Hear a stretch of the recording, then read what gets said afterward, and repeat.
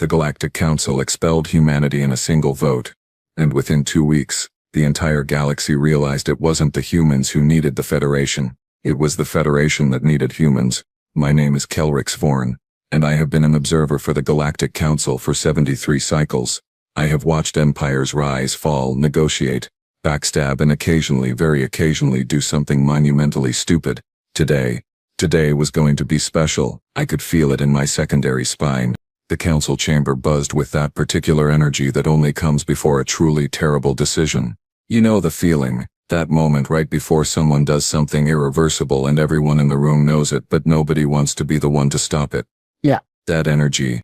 The motion is on the floor, announced High Chancellor Thren, his voice booming through the crystalline acoustics of the chamber, to expel the human delegation and remove Earth from the Galactic Federation, effective immediately. I leaned back in my observation pod, notepad ready. This was going to be one for the archives, the kind of historical moment that future students would read about and think, wow, our ancestors were idiots. The humans had been part of the Federation for barely 2 decades, 20 years, a cosmic blink, and in that time they had managed to annoy, frustrate, and generally perplex almost every major species in the galaxy. Not through malice, mind you, mostly through enthusiasm. Humans had this unfortunate habit of solving problems that other species had decided were, well, traditional. They looked at our carefully balanced system of bureaucratic inefficiency and said, hey, what if we just, fixed this? Imagine how well that went over. The Torvan representative raised 3 of his 4 arms. The humans have repeatedly disregarded protocol. They have bypassed established channels. They have, and I quote, made things weird. Several species murmured in agreement. The humans had indeed made things weird. Last month alone they had introduced something called pizza to a species that had never encountered bread, cheese, or the concept of circular food.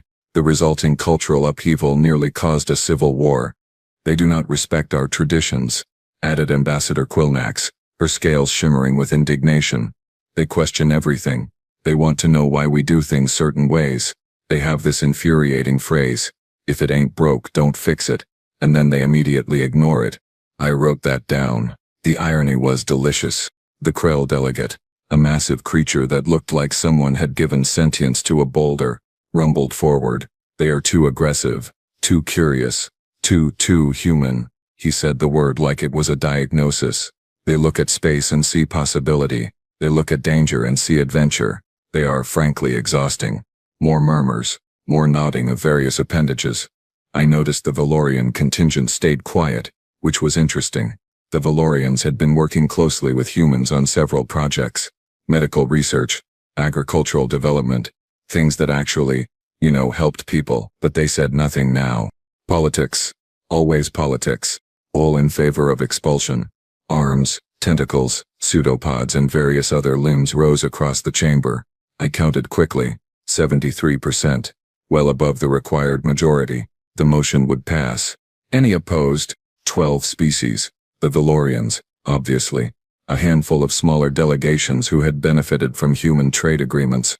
And surprisingly, the Zinthars, who generally voted against everything on principle.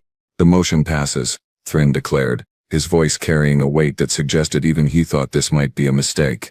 The human delegation will vacate all Federation facilities within 10 standard cycles.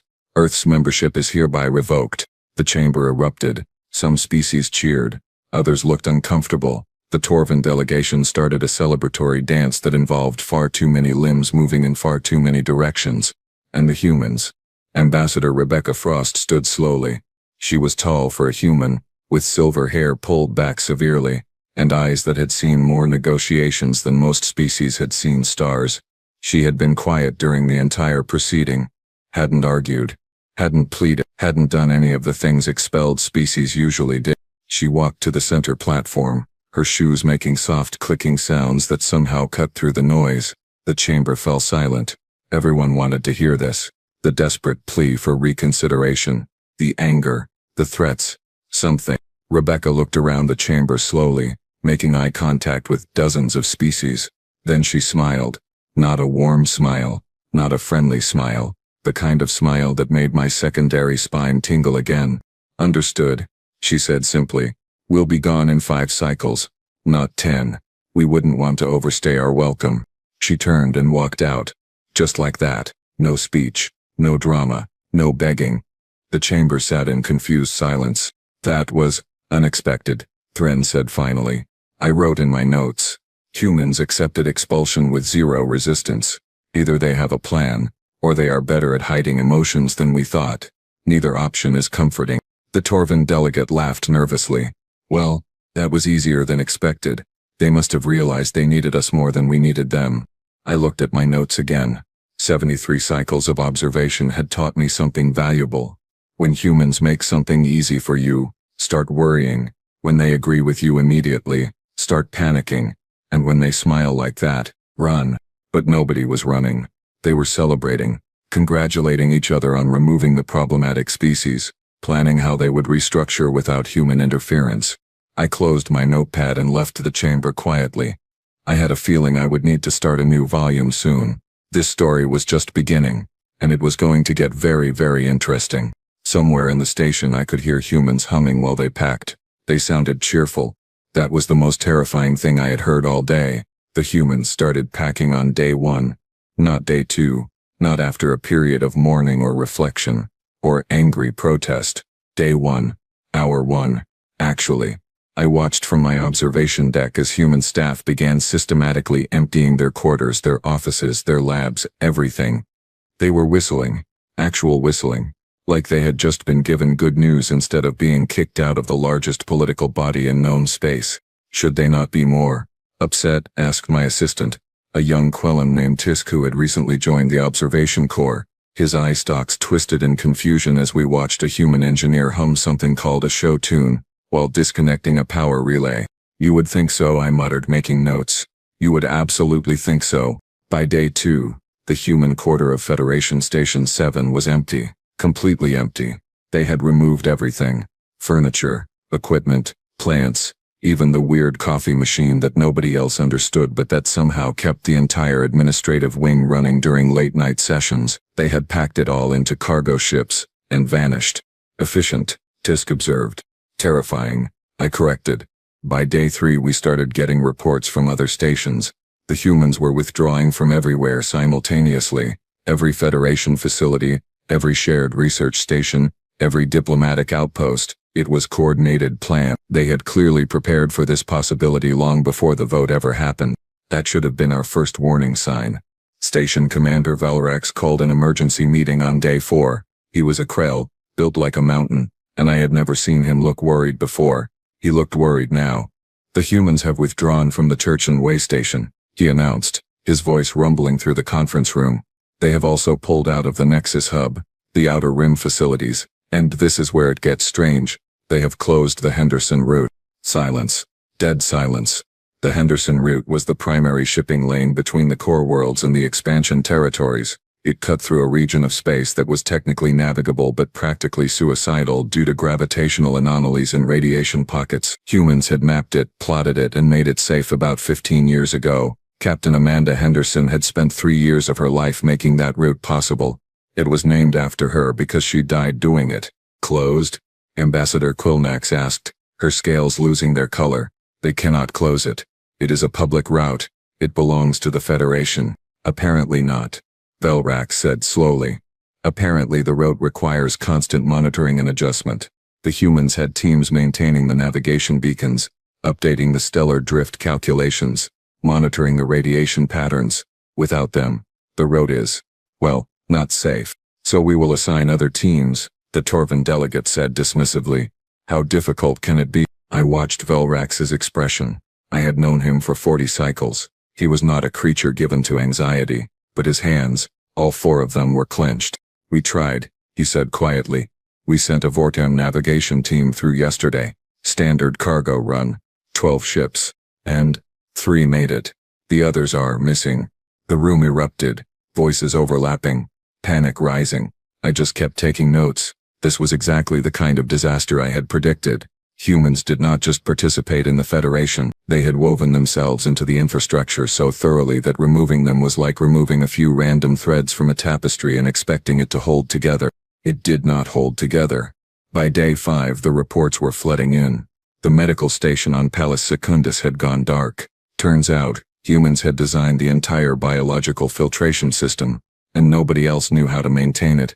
The agricultural satellites around Veron Prime were producing half their usual yield. Human agronomists had been optimizing the growth cycles. The communication relay on the edge of Federation space had stopped broadcasting. Human technicians had been the only ones who understood its quantum encryption protocol. "This is sabotage," someone shouted during the emergency session on day 6. "They are deliberately crippling our systems." Ambassador Frost, who was still technically present until the end of the 5-day deadline, looked up from her datapad. She had been sitting quietly in the human section, which was now just her and 2 aides. The rest had already left. "Sabotage?" she repeated, her voice carrying that dangerous calm that I was learning to recognize. "We are removing our personnel and our proprietary technology as requested. You voted us out. We are leaving. Did you expect us to leave behind gifts? You built those systems for the Federation." Quilnax protested. "No," Rebecca said flatly. "We built them while working with the Federation. We maintained them. We updated them. We spent countless hours and resources keeping everything running smoothly. And you just voted to expel us. So we are taking our work with us. All of it. But the galaxy needs those systems." The Torvan delegate sputtered. Rebecca stood, gathering her things. "Then perhaps the galaxy should not have expelled the species providing them. Funny how that works." She walked out. Her aides followed. The chamber sat in stunned silence. Tisk turned to me, all 3 of his eye stalks drooping in dismay. "Kelrix, what have we done?" I looked at my notes. Pages and pages of infrastructure that was failing, systems going dark, routes closing. And this was only day 6. The humans had not even fully left yet.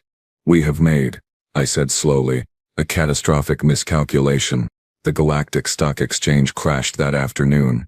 17 major corporations saw their values drop by 40% when it became clear that their supply chains depended on human-maintained routes. 4 planetary governments issued emergency declarations. 2 species that had been feuding for centuries suddenly found themselves united in panic. And somewhere, out beyond Federation space, I knew the humans were watching. Probably still whistling. Probably still humming those show tunes. Planning whatever came next. I started a new page in my notebook. At the top I wrote, "Day 7. The reckoning begins." I had a feeling I was going to need a lot more pages. Day 9. The humans were gone. Completely, totally, absolutely gone. And the galaxy was falling apart in the most spectacular fashion I had witnessed in 7 decades of observation. The irony was not lost on me. It was, however, completely lost on the Council. "This is fine," High Chancellor Thren kept saying. "We will adapt. We have survived for millennia without humans. We will survive again." He said this while sitting in a council chamber where the climate control had failed, making the temperature swing between freezing and boiling every 20 minutes. The human engineer who maintained it had left on day 4. Nobody else knew where the manual override was located. We had searched extensively.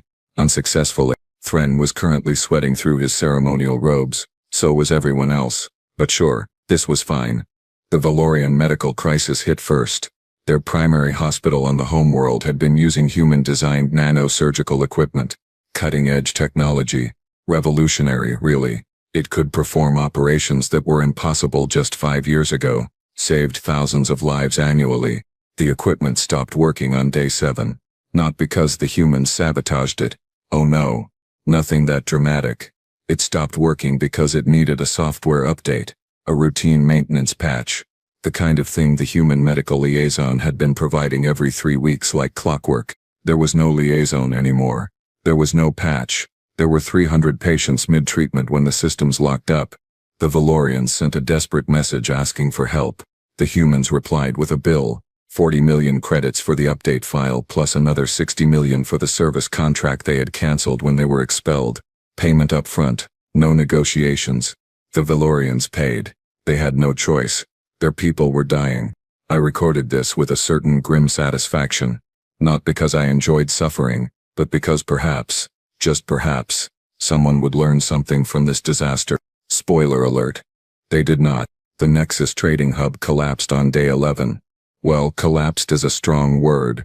It more slowly imploded. The hub was the largest commercial center in Federation space. Millions of transactions per hour.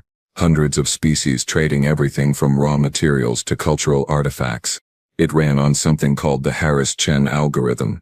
Two human mathematicians had developed it specifically to handle the complexity of multi-species currency exchange, tax calculations, and tariff adjustments across 700 different legal frameworks. The algorithm was, according to every economist I spoke with, a work of absolute genius. It was also proprietary, and the humans took it with them.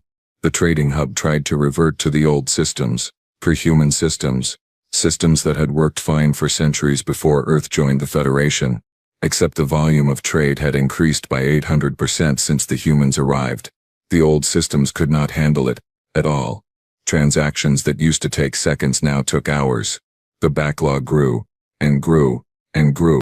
By day 12, the hub had a queue of 4.6 million pending transactions. The economic ripple effects were, well, catastrophic does not quite cover it. Small businesses could not access their funds. Traders could not complete sales. Entire planetary economies ground to a halt waiting for payments to clear. The Krell tried to fix it. They assigned their best programmers to recreate the algorithm. 300 of their finest minds working around the clock. They gave up after 72 hours. One of them sent a message to the human mathematician Dr. Lena Okafor begging for help. Her response was short. I spent 8 years developing that algorithm. You expelled me after 20 months of Federation membership. Figure it out yourselves. I may have laughed, just a little, in private, into my recording device, for historical purposes only. The agricultural crisis was slower but somehow worse. Humans had introduced enhanced crop rotation techniques to 47 Federation worlds, not fancy technology, just better farming. They looked at soil composition, analyzed nutrient depletion patterns and said, hey, you know what would work better? And then they showed everyone how to do it. Crop yields had increased by an average of 35%. Famine had been virtually eliminated in the affected regions. Children were healthier, economies were stronger. Then the humans left. And the farmers trained in the new techniques tried to continue. But they ran into problems.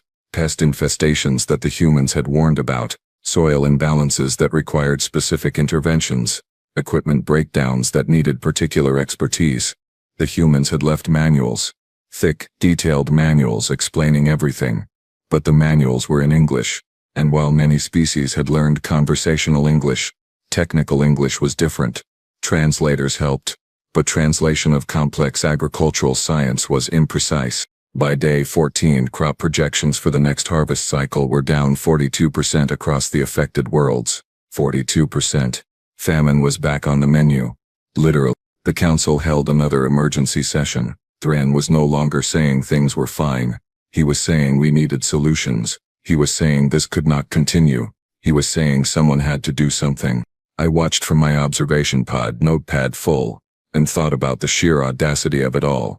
The galaxy had spent weeks, months actually, complaining about humans, about their enthusiasm, their refusal to accept the status quo, their constant questions and improvements and changes. And now the galaxy was learning what life looked like without them. Quilnak stood, her scales pale. Perhaps we should consider, maybe we could negotiate. Negotiate what? The Torvan delegate snapped. They are gone. They have made it clear they want nothing to do with us. Then we are doomed, someone whispered. Not doomed, I wrote in my notes, but definitely suffering the consequences of our own spectacular stupidity. The humans did not destroy us. We destroyed ourselves. We just needed them to leave before we noticed. Day 15 was coming. I had a feeling things were about to get even more interesting. I was right. Day 16. The broadcast came from everywhere and nowhere simultaneously. Every major communications network in the galaxy picked it up. Every screen, every console, every data stream suddenly carried the same message. The humans had not asked for permission. They had not requested airtime. They just took it. Because of course they did. Ambassador Rebecca Frost appeared on screen, but she was not wearing her diplomatic attire anymore. She wore a simple gray uniform with a patch I did not recognize. Behind her stood a dozen other humans, all wearing the same uniform, all looking remarkably calm for people who had just been expelled from galactic civilization. Greetings, Rebecca began, her voice carrying across billions of devices. For those who may have forgotten, my name is Rebecca Frost, former ambassador to the Galactic Federation. Former being the operative word. I leaned forward in my observation pod. This was it. The response. I had been waiting for this. The Federation voted to expel Earth 16 days ago. We respected that decision. We left quietly, efficiently, and without complaint. Some of you seemed surprised by the, shall we say, complications that followed. She smiled. That smile.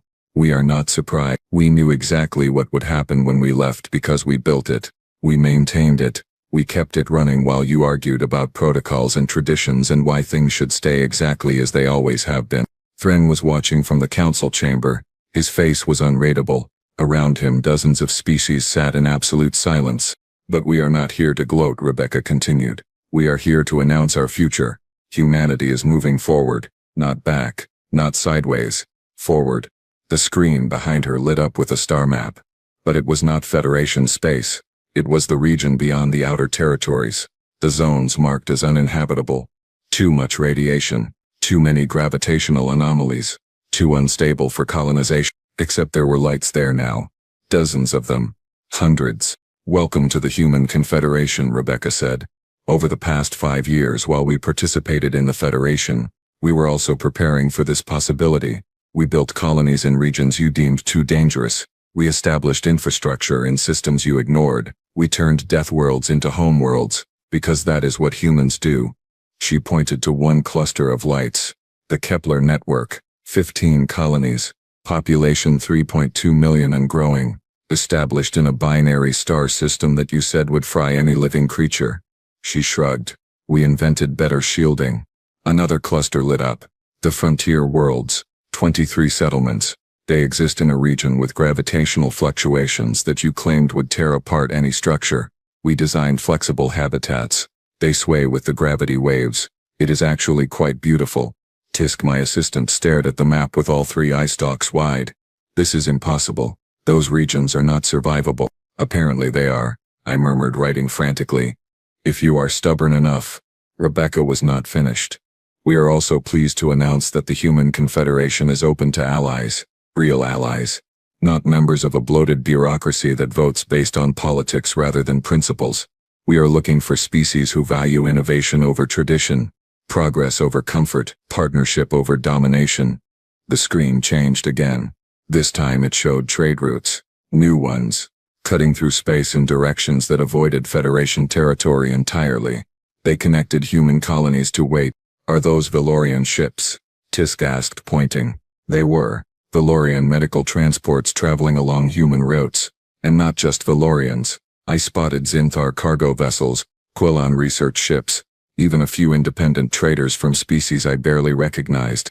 Over the past week, Rebecca said, we have received applications from 73 species interested in joining our confederation. Not the major powers, obviously. They are too invested in the Federation's failing systems, but smaller species, independent colonies, groups who are tired of being ignored by the Council while the big players argue about nothing. She leaned forward slightly. We are accepting 20 of those applications, carefully selected, species who bring skills, knowledge, and most importantly a willingness to adapt, to change, to build something better than what existed before. The council chamber erupted. Shouts, accusations, panic. The humans were not just leaving, they were building a rival power, they were poaching Federation members, they were, and this seemed to be the worst crime of all, succeeding. This is piracy, the Torvan delegate screamed. This is theft. They are stealing our members who are choosing to leave, Velrak said quietly. The Krell commander had been silent for days, but now he spoke with a heaviness that silenced the room. They are not being kidnapped. They are submitting applications. They are choosing the humans over us. On screen, Rebecca continued.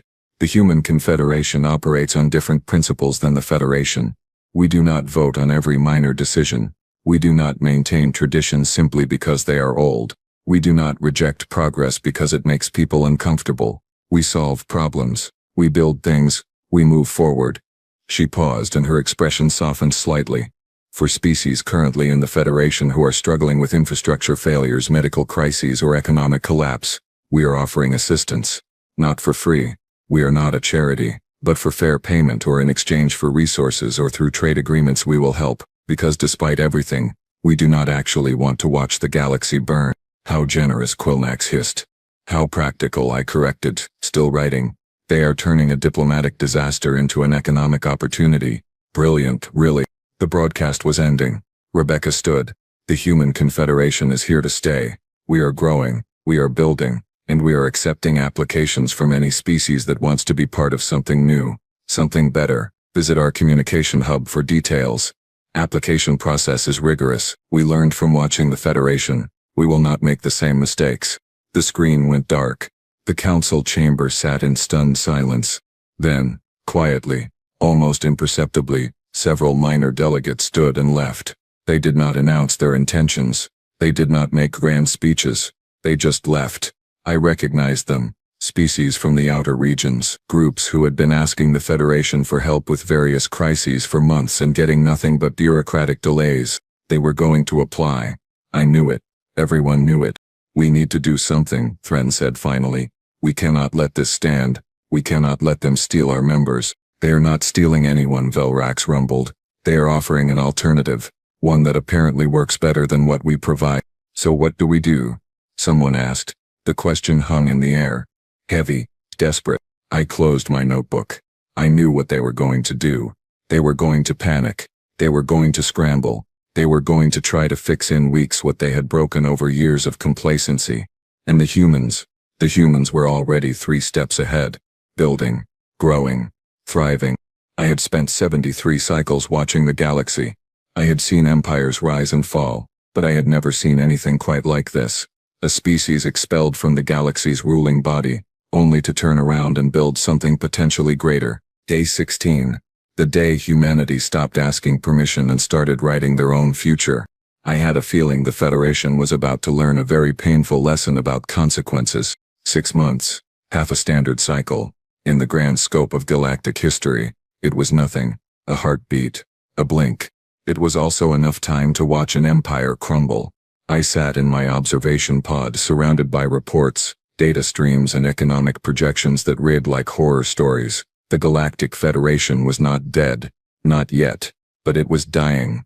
Slowly. Painfully. Obviously. And everyone was too proud to admit it. The Nexus trading hub had never recovered. The backlog of transactions now exceeded 11 million. Several major trading companies had simply given up and moved their operations to human space. The Henderson route remained closed. 3 more attempts to navigate it without human guidance had resulted in 2 lost ships and 1 crew that had to be rescued after drifting for 17 days in a radiation field. The rescue team. Human Confederation volunteers. They charged the Federation 8 million credits for fuel and services. We paid. 41 Federation worlds were experiencing food shortages. Not famine yet, but the projections were clear. Next harvest cycle would be catastrophic. The humans had offered to send agricultural advisors. For a fee, of course. 15 worlds had accepted. 26 had refused out of pride. Pride does not fill empty stomachs. Those 26 worlds would learn that soon enough. The medical crisis on Valoria had spread. 7 other major hospitals across Federation space were facing equipment failures. The humans had the replacement parts, the software updates, the expertise to fix everything. They had made that very clear. They had also made their prices very clear. Some species paid, others tried to reverse engineer human technology. The Torvin had spent 4 months and 30 million credits attempting to recreate a single nanosurgical device. They had failed, spectacularly. Their prototype had dissolved a test dummy into component molecules. The test dummy had been expensive. The embarrassment had been priceless. I had laughed, alone in my pod. For several minutes, it had been unprofessional. It had also been deeply satisfying. Meanwhile, the Human Confederation had grown. Exponentially. They now had 68 member species, not 68 applicants. 68 accepted members. Because the humans, unlike the Federation, actually rejected applications. Frequently. The Korthan Empire had applied 6 weeks ago. Major power, controlled 17 systems, brought significant military might and economic resources. The humans had rejected them within 48 hours. The reason? According to the politely worded rejection letter that somehow got leaked to every major news network, the Korthan Empire maintained a strict caste system that violated human principles of equality and dignity. The letter suggested that if the Korthan wished to reapply, they should consider reforming their social structure first. The Korthan had been outraged. The smaller species in the Federation had been quietly delighted. And I had written 3 pages of notes about the sheer audacity of a 20-year-old spacefaring species lecturing a 5,000-year-old empire about morality. The audacity was breathtaking. It was also apparently working. 2 other species with questionable labor practices had suddenly announced social reforms, coincidentally right before submitting their applications to the Human Confederation. The humans had accepted one, rejected the other with a note saying, "Nice try, but we will check back in a year to see if your reforms are genuine." The Federation had no such standards. We accepted anyone with enough political influence or economic leverage. Character was optional. Principles were negotiable. It had always been that way. Watching the humans actually enforce ethical requirements was strange, uncomfortable, effective. Their economy was booming.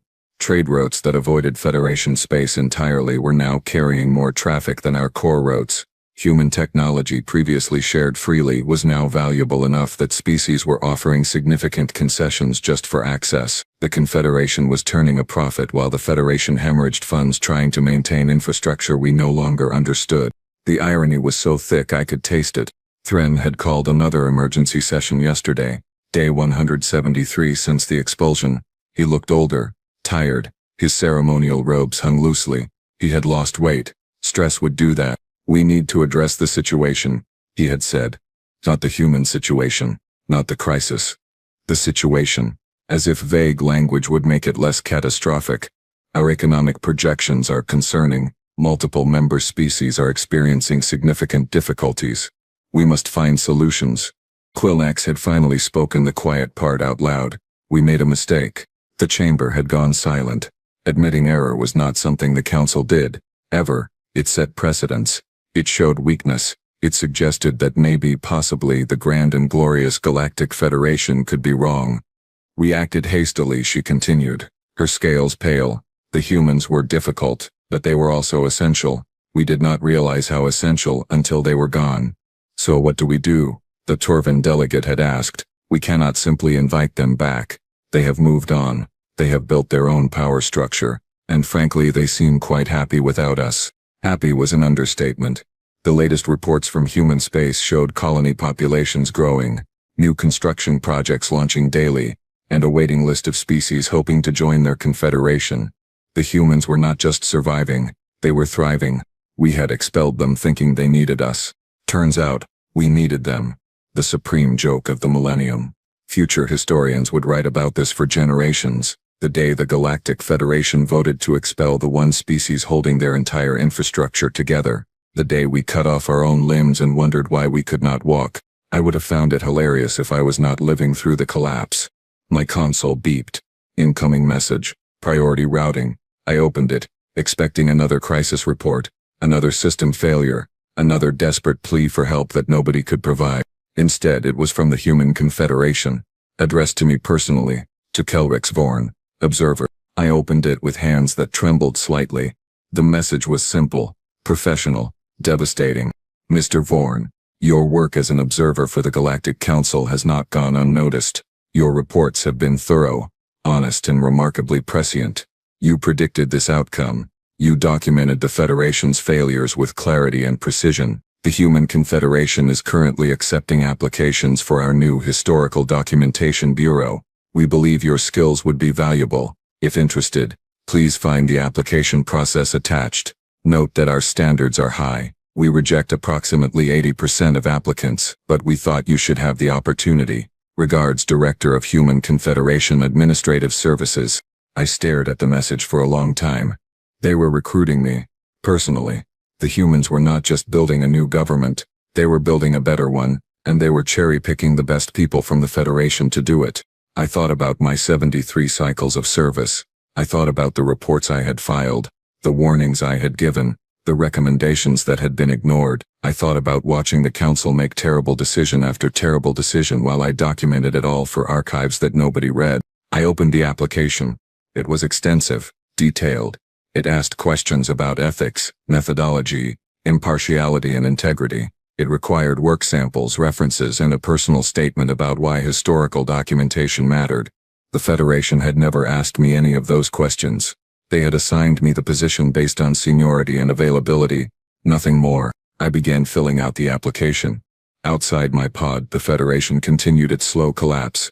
Inside, I wrote carefully, thoughtfully, about the importance of recording truth, about the responsibility of observers to remain objective even when observing catastrophic stupidity, about the value of learning from mistakes, so they are not repeated. I finished the application 3 hours later. I attached my best work, reports that had predicted exactly this scenario, documentation of the infrastructure humans had built and maintained, analysis of the vote that had expelled them. I submitted it. Then I sat back and waited. The galaxy had voted to expel Earth.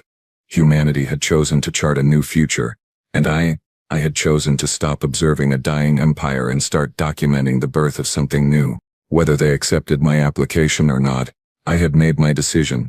Sometimes the best way to serve history is to choose which side of it you want to be on. I looked at my notebooks. 73 cycles of observations. Mountains of data about the Federation's slow decline. I started a new notebook. On the first page I wrote, "The Human Confederation. Year 1. A study in what happens when you build a government based on merit instead of tradition." My console beeped again. Another message. Another Federation crisis. Another system failing. I marked it as read and returned to my new notebook. The old empire could document its own demise. I had better things to record. Outside my viewport, a human supply ship passed by, heading toward the outer territories, toward the zones we had called uninhabitable, toward the future. I smiled and kept writing. History was happening, and for the first time in 73 cycles I was documenting something worth remembering.